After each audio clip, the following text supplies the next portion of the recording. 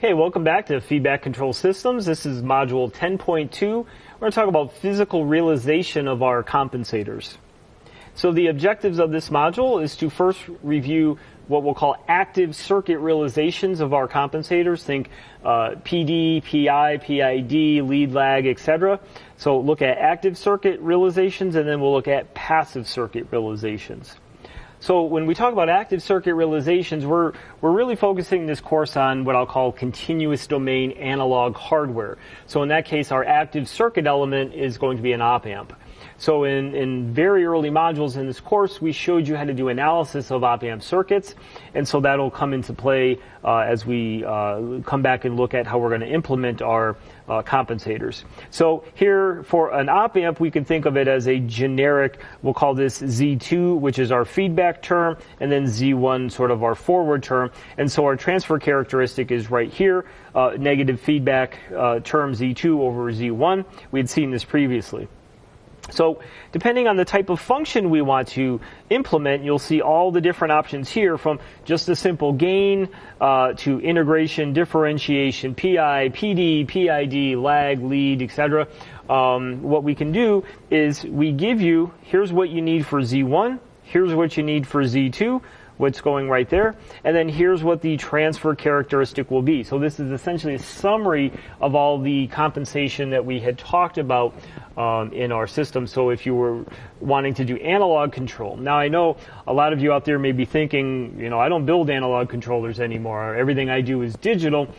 We just want to kind of document this because every once in a while you may need to design something in analog, and so it'd be good to just kind of have this documented for you. Okay, so we're going to look at this table, we'll refer back to this table, and what you'll see down below, notice I show a lag compensator and a lead. So first, in terms of implementation of a lag lead, is you could put those sort of in cascade or series. First, you could put your lag compensator, then put your lead, so now you could get a lag lead compensator, so showing that as below. So in terms of an active realization, let's say, hey, let's implement a PID controller. And so this controller we actually found in a previous module. You can go back and actually look at that. That was a compensator that we had designed. And so here is our general op-amp expression. We looked from the table on the previous slide. Here's our PID control. So our Z2, what do we need here? I need a resistor and a capacitor in series. And then what about Z1? Okay, I need a parallel resistor capacitor. So notice with Z1 I have R1 and C1, and with Z2 I have R2 and C2. So I also have my compensator transfer characteristic that I'm showing here. And so what I can do is take this compensator, rewrite it in this form as shown there, and then say, hey, if I look at that, and if I were to compare it to this, I can actually do some term comparisons.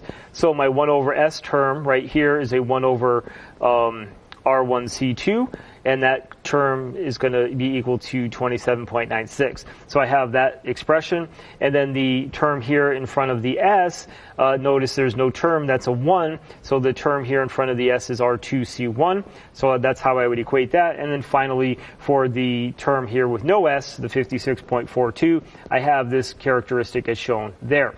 So I have these 3 equations here. I have some unknowns. So 3 equations, 4 unknowns, you got to pick something. So generally what we do is we pick a very typical capacitor. So I'll just pick C2 as 1 microfarad. You can find those pretty much everywhere. And then so solve for the others. And then through that mechanism, what you'll see now, 3 equations, 3 unknowns, I can now solve for my R1, R2, and C1. And then implement those as shown there. But as you implement this, remember back when we talked sensitivity. When we talk sensitivity, these resistors and capacitors have what? They have tolerance bands, right? Resistors might have 10%, capacitors 10, 15, even 20%. So depending on the tolerance band you get, yes, you could get tighter resistors like 0.1% or a percent, or etc.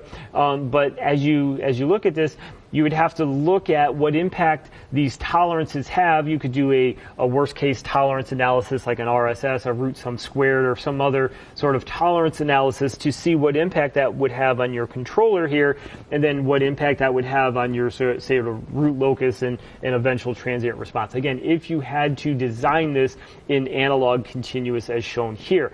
Digital as well, you don't have a digital resistor capacitor that vary with time. I'm not saying one's better than the other, but I'm just saying in this course we're going to focus strictly on analog realizations. So here's how you would do a PID. Now for a passive circuit realization, let's say you don't have op amps or whatever and you want to keep it as simple as possible, there are some ways to do some passive realizations. And so here I show some examples with either a lag, a lead, or a lag lead compensator as shown here, and then show the various networks and transfer functions. So let's assume we want to design a lag lead transfer characteristic as shown here. Now, one thing, just based on this characteristic, I'm going to say when we look at this, we're going to have our alpha as a design restriction has to be less than 1. We'll discuss this a little bit later, but for now, we'll just keep that in mind as we're designing this lag lead compensator. So this is what the circuit network would look like. And again, in terms of the transfer function relating our T1 and T2 times, you can see them there. They're essentially the time constants of R1 C1 or R2 C2 as shown respectively. Okay? And so when we were to design that, one approach is to look at it in this form, or if we are worried about some of the implementation, an alternative that we could do for this is if we did have an op amp, we could first design a lag network. Here's our lag network as shown here. So this is our lag network. And then we follow it with our lead network here, which is here. And then what we do, we don't want to just put them like together as shown here per se, because what that would do is the lead network would quote unquote load down the lag network. We'd seen that previously.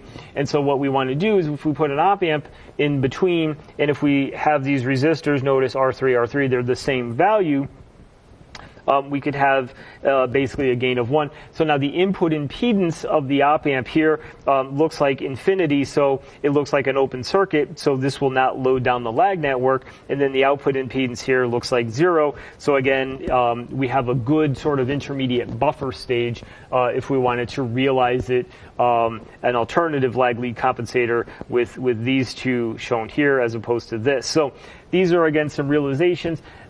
Odds are you may not need these, but again, I just wanted to document this so you have some way to implement these if you do have to design some analog control for some of your systems. Okay?